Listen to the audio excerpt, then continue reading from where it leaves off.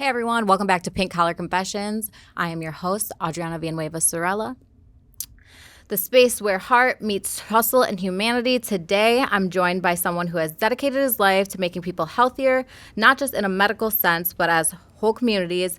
He's a physician, a public health leader, and a voice for systems that work better for all of us, Dr. Abdul El-Sayed. It is such a privilege to be with you. I should have brought my pink collar, but I didn't get the memo. That's okay. That's okay. So today, let's start from the beginning. Let's do Sound it. good? Sound good? All right. So what first inspired you to choose medicine and then later public health? Yeah. My grandmother is the wisest and most intelligent person I ever met. And she never got to go to school. She was the 9th of 14 who grew up in mid-century Alexandria, Egypt. She gave birth to 8 kids. 2 of them died before their first birthday. And my parents are, so I was raised by my Egyptian immigrant father and my stepmom, Jackie, who's a daughter of the American Revolution. And my folks would ship me out to Egypt most summers. So I would usually go with like another family.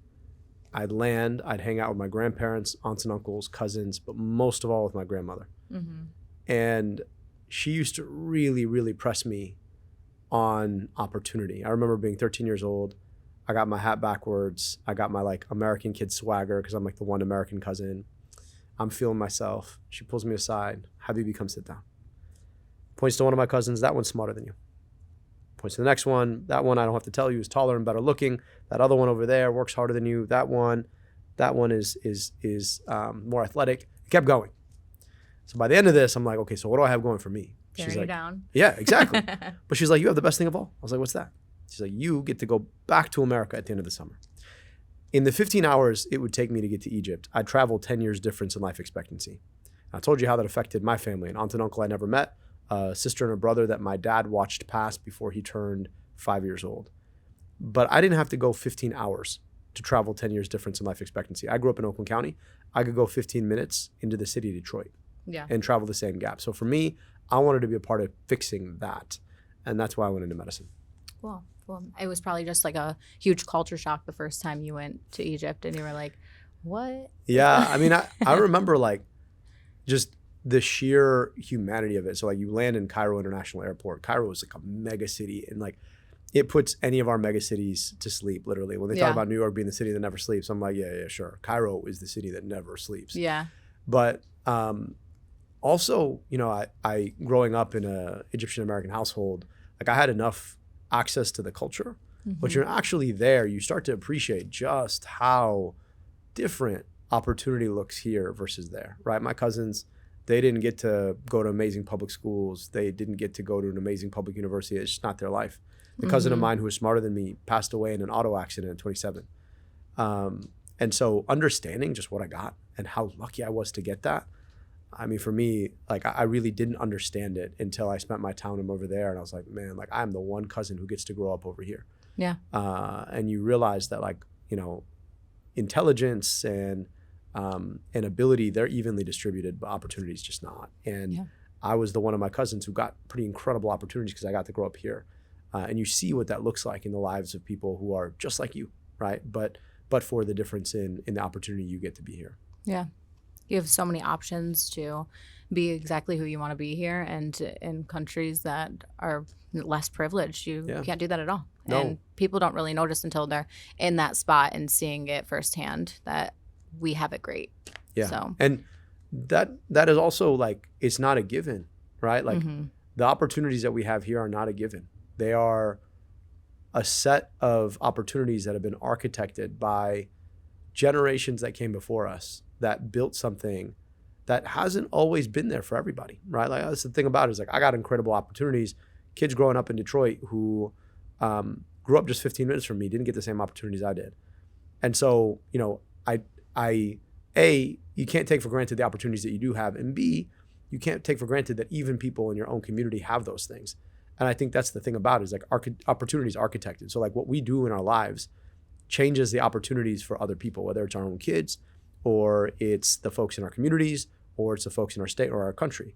And so you both appreciate all that's been done to create the opportunities you get.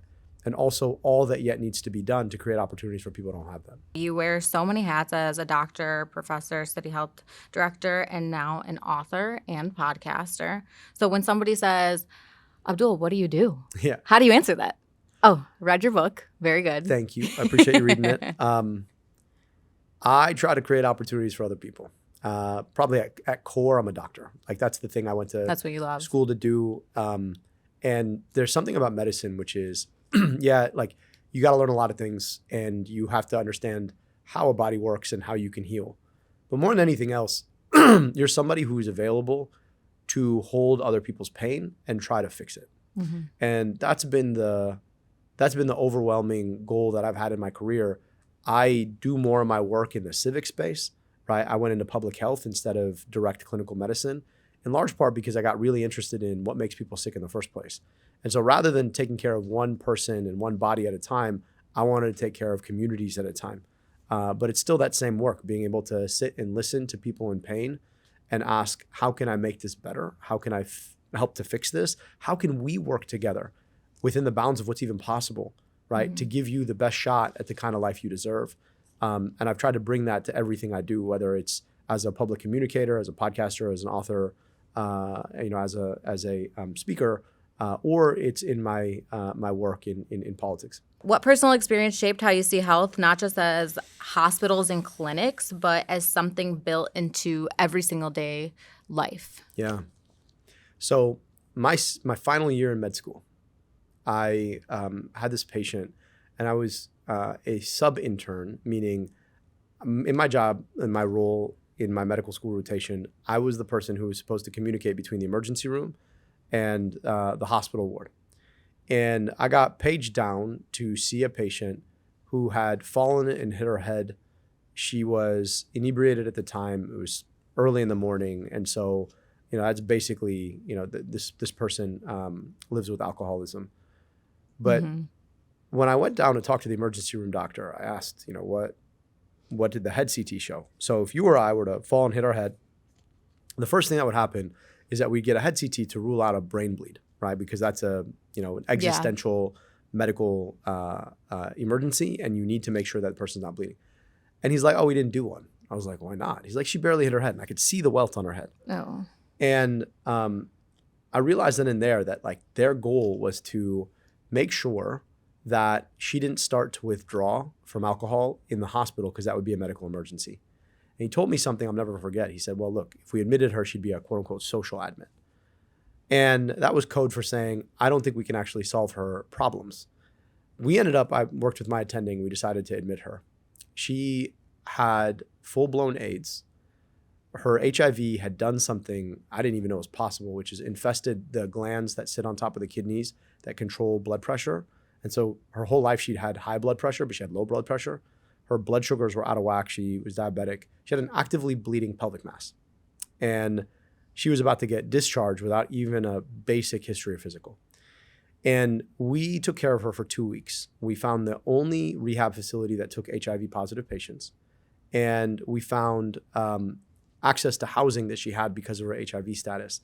And we were ready to go with this discharge. She was going to spend 2 weeks at the rehab facility and then go to her housing and be able to start afresh. And it was the day of discharge. And I asked, are you ready to go? We got this plan. We've worked through the plan every day now for the last week. Yeah. And she's like, I'm not doing that. I was like, why not? She's like, well, I'm going to go home with my daughter. I was like, I didn't know you had a daughter. She's like, well, you didn't ask. I was like, I definitely asked. You just didn't tell me you had a daughter. She's like, well, we got reconnected and she wants to take me back in. I was like, well, when's the last time you talked to her daughter? She was like, 2 years ago. I was like, okay, what happened? She's like, well, I started drinking, and so we lost contact. I was like, well, what makes you think you're not going to start drinking this time? She's like, I haven't had a drink in 2 weeks. I was like, well, we had you on a medical taper, right? But rehab can really help with that, and you can get settled in your housing, and then you can rebuild your relationship with your daughter. She's like, don't tell me what to do. You're not better than me. I was like, you're right. You're absolutely right. I just, I have to make a recommendation, but you got to do what you think is best for you. So 2 weeks later, I was getting on the subway to have dinner with a friend. This was in New York, is where I went to med school. Okay. And I see my patient laid out cold on the subway on the subway seats. And I go to check in on her. She's okay, but knocked out. and didn't recognize me. And I went off, had dinner, came home, and realized that I needed to be working outside the system, because this is somebody who understood that the care she was going to get was not built for people like her, and that our system was built specifically around people who can pay and not around the people who need the healthcare the most. And so I realized that I wanted to spend more of my career focused outside the system, keeping people healthy in the first place, and also fixing the system so that it's more focused on providing care for people who need it than making sure that it's making money for the people who lead the system. The healthcare system in America is such a touchy subject here, but we need help. Yeah, essentially. we We do. need a lot of help. It shouldn't be this hard. No, it really shouldn't. Adriana, the crazy thing is, like, the collective medical debt in this country is $225 billion. That's like all the debt owed by everyone. That's more than the whole economy of half of the states in the whole country. And, that shouldn't be the case. Like, you shouldn't go into debt because you get sick. It's an impossible choice, and too many people face it. I know people who file for bankruptcy because they were sick. Yeah. It's completely wrong. It's nuts. 2/3 of people who get cancer end up filing for bankruptcy. Yep. You imagine? Like, it doesn't just rob you of your body. It robs you of your money too. Yeah. And I do nails, disclaimer. That's my career. And I get very close with my clients. I talk to them every 2 weeks for an hour. That's longer than you might even see your closest friends. Yeah. And I have clients who come in, and one of my clients, she told me her husband got cancer. And we're going through everything together. I've been seeing her for years now. Her husband is now in remission, thankfully, but she's fully in debt to these bills because she didn't have the insurance that paid for these cancer treatments that he had to get. So now she's $40,000 in debt. And there's nothing you could do, really. But this is why we need leaders in our country who are able to help. That breaks my heart. It's just, can you imagine? No, I can't imagine. It's extremely sad. So what qualities do you think make a great local leader in public service, small business, and in every single day life? The ability to listen, Yes. number one. Like, to really sit with somebody's pain and to understand it, and to understand it on their terms. I think number two is the ability to bring people together around the things that we share in common, rather than divide people apart around the things that we don't. And then I think number three is like a tenacious will to try to change things. I mean, there's a lot of peace that we're forced to try to make with the world as it is. And I think leaders are people who decide that actually know, right? In order to create peace for people, we can't make peace with the world as it is. We need to move the world so that it can be what it needs to be. Yeah. Right? And it is that will to always just keep grinding forward and driving the system and driving the conversation and bringing people together, right? And I think the last one, I think, is just you have to have a hope about what the world could be, right? Yeah. And I think if that hope goes away and you don't believe that it's possible, that even people after you can get to the things that you're trying to push for, it gets really, really hard to sit with people's pain, to bring them together, to keep pushing forward. The division right now in the country is extremely sad. And the problem is we need to work together. That's a huge issue right now. We need to come together, stop worrying about left, right. We need to be a whole to make peace. And we also got to be curious about the people who try to bring us apart, what they get on the back end, because they always get something. Yeah. And so when somebody comes out here and tells you why you need to hate somebody else, like, ask them, like, what do you get out of it? Yeah. So full disclaimer here too, I'm also a councilwoman here in Wyandotte. And right now there's a little bit of a situation going on. I'm not going to dive deep into it, but basically the residents just want to be heard. That's it. Just like what you said. So I'm planning to go out this weekend and knock on these doors and ask what I can do to help. And I told a few people my plan, and they're like, you're wasting your time. Nobody's going to care. But guess what? I care. I care about each resident here, and I want to know what's going on and how they're feeling. So I don't care if anybody else is going to say, oh, that was pointless that she did that. Because at the end of the day, I'm going to die knowing that I did what I wanted to do to make the world a better place. That's right. So And it's also like, sometimes the thing about care is that it's contagious. yeah, It's like one person starting to care about something changes the way other people care about it. And you can get other people to start paying attention. So I'm grateful that you're doing that, because I think it's in showing people care and attention that creates the kind of place where you model that, like, we care. Here we care. And I think in a lot of ways, like, that is the single most revolutionary act, is to, like, show up and care. yeah. I didn't run for council to do nothing. To, like, not care. Right? Yeah, to not care at all. So you do mentor young people and future leaders all the time, I know. What advice do you give to those who want to help their communities? Yeah. But Number one. don't know where to start. Yeah, I think we do young people a real disservice when we ask them, like, what do you want to be when you grow up? Oh, horrible. Yeah. I think the better question is, what do you want to change when you grow up? And then how you want to change it. Right? Yeah. And I think by trying to, like, break apart those two questions, you get people to ask, like, what are the things that you wish could be different? And then what are the things you love to do? Right? Because I think there's in this day and age, and I'm about to sound like an uncle here, but, like, I remember before the internet existed that you could imagine something and you wouldn't be bombarded by messaging telling you what you should care about. Yes.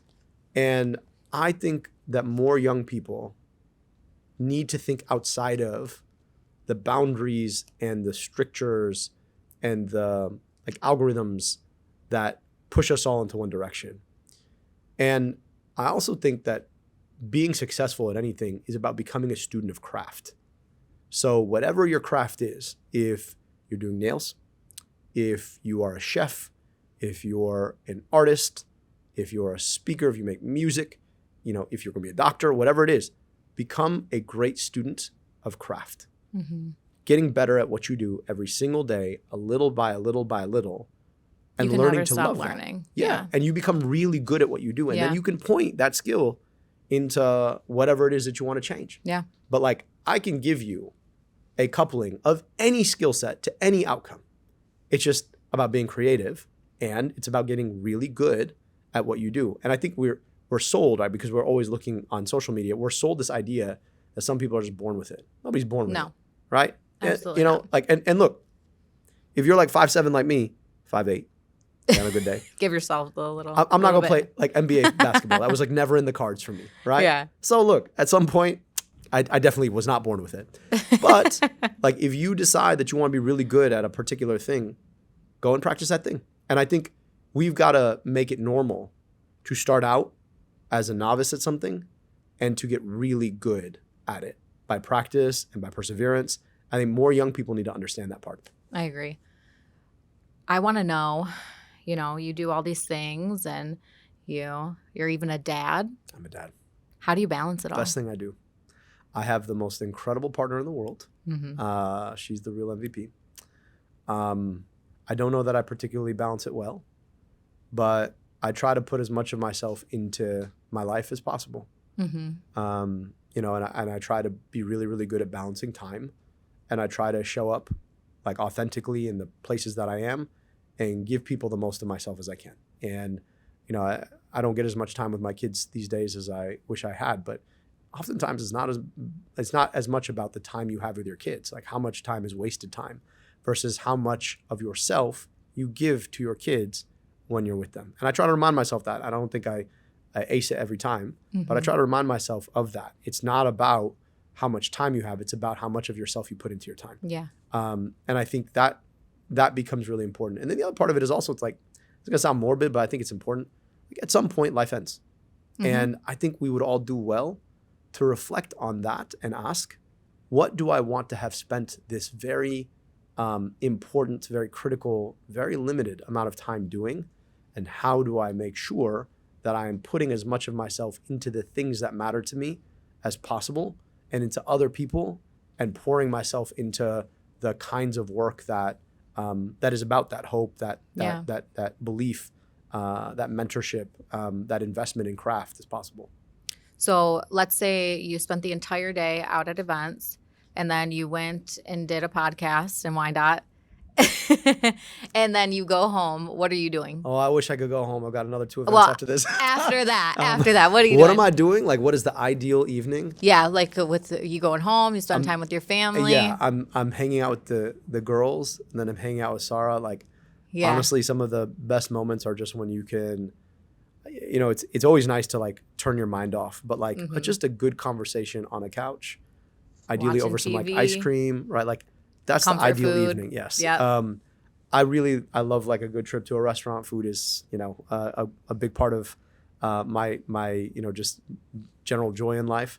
But then I also really just enjoy like a good workout. I usually do that in the morning, but like if I don't get my workout in the morning, I find that like things are a little bit off kilter. So it's an important part of how I like decompress and resituate myself. We've bonded over. We have. We've bonded over the gym. You probably deadlift more than I do.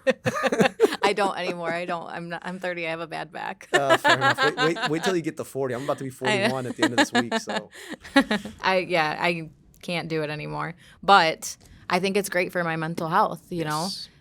dealing with everything all of the time. And then being able to wake up and go to the gym and just spend even an hour, 45 minutes, it's huge. And it changes your entire day. It really does. It does. Your mental shift is amazing. It also like, I know that you're a mom, I'm a dad. It models to your kids a productive way of putting some of your, let's just say, more aggressive energy. Right? Oh my gosh. And my son now, every day, can I go to the gym with you, Mom? Can I please go? I'm like, you're 4. No, you can't go yet. But one day we will be going together. So we have a gym in the basement, and we have some pull-up rings, which my daughter enjoys playing on. And we actually enrolled her in a weightlifting class, and they were teaching like the basics of the basics of mechanics. It would have been last year, so she was like early 7. Wow. Yeah, they were teaching like the basics of like clean and jerk, and which is like a deadlift, a squat. That's right? what I told my husband. I'm like, I think at 7, we could take him in there and start teaching him some stuff. Oh, he's gonna be jacked. He's gonna be jacked. He's huge already. I'm excited. Yes. We'll see how it goes. Okay, let's shift focus here. So, do you have a lot of moments where you're like, "Oh, I'm so burnt out"? Is that? Yeah. I find that the things that burn you out are the things that have you spinning in your own mind. Yeah. And I find that the more productive time you get to spend with other people, the more rejuvenating it is. That may be because I'm just like an inveterate extrovert, but like I always find a lot of joy with other folks. And even when I'm doing things by myself, I like to, rather than sort of like getting caught scrolling on your phone, right? Oh, I get caught scrolling on my phone all the time. And my son now will be like, "Mom, no phones in here." I'm like, you're right. He's right. But like, even like when you're just like, okay, instead of scrolling something, I'm going to save an article I wanted to read. And it like doesn't have to be something productive, right? Just like, hey, here's an interesting thing I wanted to read on that will like teach me something. Or even saying, hey, you know what? Like if I have to be on my phone for something, I want to learn X skill. Like I really love coffee. I get real into coffee. So when I want to like spend some time, I will watch a couple of like videos on a very particular thing on coffee and be like, what did I learn today? How am I going to put that into good use? And again, it's like about being a student of craft, right? And sometimes the things that you like do, they're side quest crafts. They're not like the thing I'm going to do with my life, maybe someday. But like, it's just saying, hey, look, I want to make the best espresso I can possibly make. Yeah. So what can I learn today that's going to help me do that? How can I implement that and it just made me better at something? And I find that like it gets my mind off, but it actually builds towards something that I can feel productive and that good you're not about. just scrolling, doom scrolling. Yeah. Mm-hmm. I know. Since I've been on council and the salon, everything together, I haven't been able to read a book. Yeah. And this week I read 2. Yeah. Wow. So okay, I'm love getting that. crise here. I love that for all of us. It's great. I don't know when the last time I like actually read a book cover to cover was. Like, I usually keep like a library of different things I'm reading, but like to actually sit down and say I'm going to read this book from cover to cover in like a period of time. It wasn't a productive book. It But was still, but did you vampires enjoy it? and werewolves. That sounds like great. And it's October, so. which is like on brand, Yeah, right? Well done. exactly. So, okay, I want to do a rapid fire moment where we ask you some questions and you have to answer quickly. Okay, all right. You got it? I'm ready. You think you can do it? I'm probably going to answer. We're going to just keep talking, though, okay, probably. let's do it. So it won't be rapid fire. Yeah. I was going to say, I don't do anything rapid fire. I'm gonna Okay. have like several caveats to all my answers, but yeah. Are you morning or night person? Woo. Aspiring morning person, night person. You're a night person? We can't do rapid fire because we're going to talk about this. Yeah. I'm fully a morning person. Really? Oh, yeah. Like if left to your own devices, what time would you wake up? 5:30 a.m. Seriously? Yeah, I struggle, though. I usually wake up at 6:30. So like I want to be someone who wants to wake up at 5:30. But if left to my own devices, I would go to bed around 1 and I would wake up around 8. No. 10 o'clock at night, I'm out. And then I want to wake up at 5:30. That's an amazing thing. But I can't. It's hard. I like to have 9 hours. I'm crabby. I can agree with you on that. I don't even want to ask you this question because I already know your answer because it's coffee or tea and you're 100% coffee. 100% coffee. Although I learned that the reason I generally don't like tea is because tea is over extracted. So usually when somebody makes a tea for you, yeah, they leave the tea bag in there. I love it over extracted. Really? So love you like it. that tannic flavor in the back? Mm-hmm. Oh, I can't. So I've been making tea. Like I have a couple of different teas and I realized that actually you just have to leave the extraction there very, very short period of time. And tea is meant to be really floral, which I actually like in coffee. So I've gotten more into tea because of my love for coffee, but I always pick coffee over tea. I'm both. I like, it just depends on my mood. Okay, 100%. so favorite like coffee in your favorite way, what would it look like? Like what's your coffee order? Espresso. Okay, just straight espresso. No, I want espresso and then a little bit of sweetener in it. Okay. Mm-hmm. So for me, it is like straight espresso. Or No. I'll drop espresso into a San Pellegrino. Oh. I call it an Amerigrino. Okay. Favorite Detroit sports team? Go. So growing up, it was the Red Wings because the Lions were terrible. I really love the Lions now, but like if I'm honest with you, it's Michigan football. Michigan football. Yeah, all no day. question. I mean, that was like what I grew up watching. Mm-hmm. Yeah. Thank you so much for joining us today on Pink Collar Confessions. I love that this conversation just flowed so well. And yeah, well, you did a great job hosting I enjoy sitting and talking with you. We always are able to connect. So yeah. I'm gonna over extract some tea for you and just enjoy it.